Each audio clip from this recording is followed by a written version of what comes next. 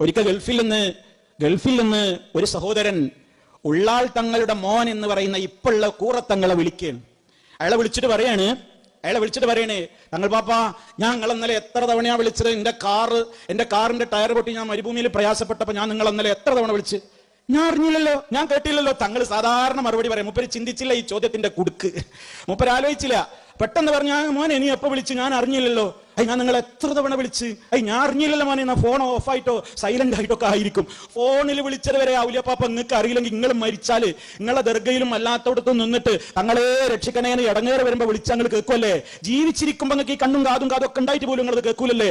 എന്തിനാ ഇങ്ങനെ ഈ രൂപത്തിൽ ആളുകളെ പഴപ്പിക്കാൻ നടക്കുന്നത് എന്ന് ചോദിച്ചപ്പോ നീ പഴച്ചോനാടാന്ന് പറഞ്ഞിട്ട് ഫോൺ അങ്ങ് കട്ട് ചെയ്തു. ഇതാണ് ഇന്നത്തെ ഔലിയ എന്ന് പറയുന്ന ആളുകളുടെ അവസ്ഥ.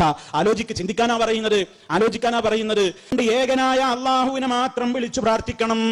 ആ റബ്ബേ നമ്മുടെ എല്ലാം കാണുകയുള്ളൂ.